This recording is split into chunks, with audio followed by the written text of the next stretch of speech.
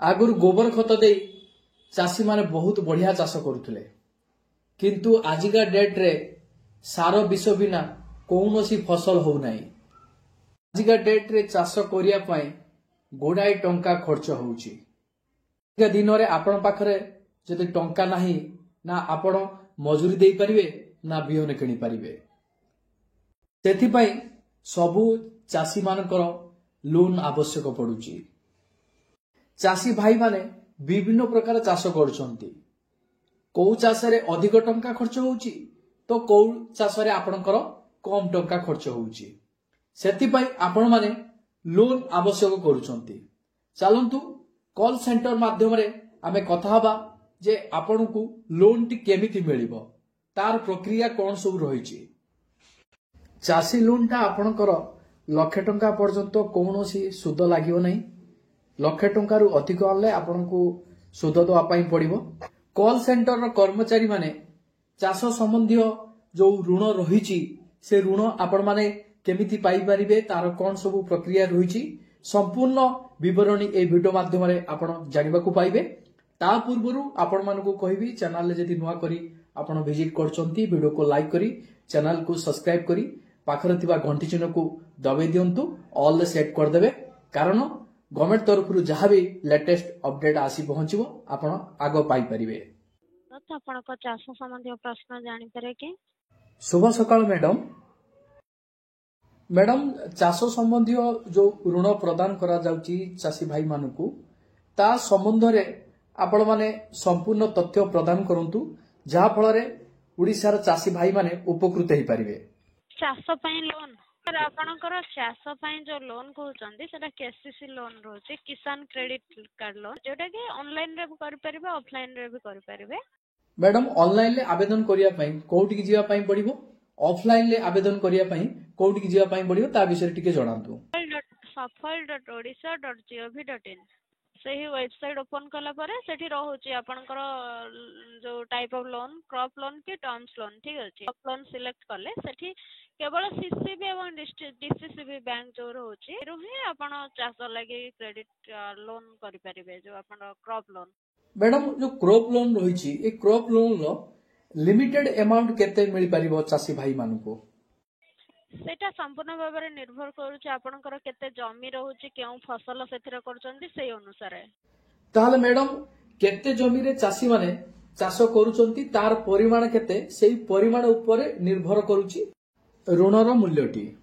आ गोटे समस्या रहिची मैडम जो चाषी भाई मानकर जॉइंट पट्टा रहिची जॉइंट पट्टा रे से माने चाष करूचंती जमी रे किंतु सेही जॉइंट पट्टा माध्यम रे ताकू लोन टी मिल परिबो कि नहीं संपूर्ण तथ्य टिके जणांतु। सर जेमति कि आपण कहउचंदी जेमति कि जो लोन कथा कहउचंदी सेथिरे जदि आपनकर जेमति कि जॉइंट पट्टा रहउची तो आपण आनुछंती पुनी सही जमी रे जदि अन्य के जाई कहबे आमे नबो सेमिते परबो ना जे जणे आनी परिबे।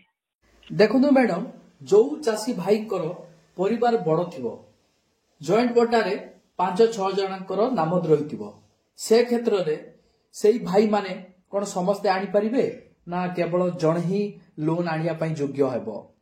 जहां नारे क्रेडिट कार्ड थिबो नहले सोसाइटी रे मेंबर थिबे सेही आनी परिबे। देखंतु मैडम परिवार रो मुखियांक नाम रे 20 एकर जमी रहिची सेही 20 एकर जमी रे तो 4 पुओ रहिचंती तो 4 पुओ कोन 5 एकर हिसाब रे लोन टी आनी परिबे की आज्ञा सेमिति ही परबो। आपण सर आपनकर जे रहउचंती जो ARCS assistant register of cooperative society तांको सहित जोगाजोग कर परिबे।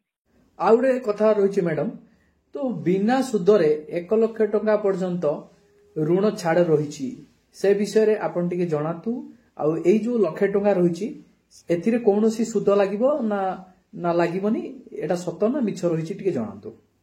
सर केसीसी लोन रहउची 1 लाख टंका पर्यंत बिना सुद ता परे सुद लागुची। ताले कहबाकू गले मैडम 1 लाख टंका पर्यंत ऋण आनिले सेतिरे कोनोसी सुद लागिबो नाही केवल मूल पैसाटाकू रिटर्न करिया पई पड़िबो। आ गुटे मैडम प्रश्न रहिची धर जने चाषी 1 लाख टंका ऋण आनिले सेही लाख टंकाटी केते मास भितरे सुझिबे ना केते वर्ष भितरे सुझिबे तार संपूर्ण विवरण टिके दियंतु। सेटा long term short term crop अनुसार सेटा करा जाउछि आपण जेमति क्रॉप करिवे से अनुसार सुझिया गळे 12 मास न 18 मास। मैडम देखिबा गले गोटे वर्ष मध्य रे नहले 18 मास मध्य रे सुझिया पई पड़िबो। रबी फसल रो जदि आमे ऋणटी आनिथिबा खरीफ फसल टाइम रे सुझि देले हेबो पुनर्बार आउ थरे आमे ऋण आनी परिबा। आज्ञा मैडम जने चासी केते टंका पर्यंत ऋण आनी परिबो एही ऋण रो परिमाण लिमिटेड अछि ना अनलिमिटेड अछि ता विषय टिके सूचना दियंतु। सर सेटा संपूर्ण भाव रे निर्भर करूछि आपनकर जमी एवं फसल ऊपर सेमिति कहि परिबु ना आपण केते टका नै परिबे। आ गुटे मैडम प्रश्न रहिछि जने चासी 1 लाख टका ऋण आनिले तो 1 लाख टका ऋण आनिले तो केवल मूल पैसा देवा पई पड़िबो 1 लाख टका रे कोनोसी सुद लागिवनी किंतु 1 लाख टका रु अधिक जदि आनिले ऋण लक्षे जगार 5 लाख टका ऋण आनिले सेही 5 लाख टका पई सुद केते रहिबो सरकार को तरफ टिके सूचना दियंतु। सेटा 2 रु 4% सेटा मध्य आपनकर क्रॉप अनुसार। मैडम तो आपण तो कहिले ऑनलाइन माध्यम रे आवेदन करि हबो ऑफलाइन माध्यम रे आवेदन करि हबो। ऑनलाइन रे आवेदन करिया पई तार वेबसाइट टी आपण जणै देले किंतु ऑफलाइन ले जने चासी जदी आवेदन करिवो से ऑनलाइन ले करि पारुनी केमिति कोन करिवो।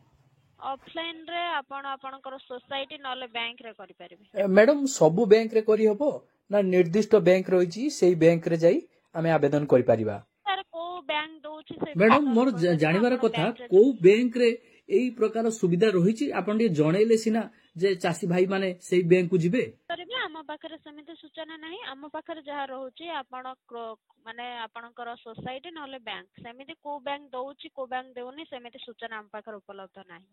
देखंतु मैडम मोर कहिबार माने गुटे चासी भाई को बैंक को जीवो कोन करिवो संपूर्ण सूचना पाई से प्रक्रियाटी को संपादन करि परिवो जेमिति से चासी लुकोटी हैरान जेमिति न हो सेति पई मु पचारिबार कारण होउची एया।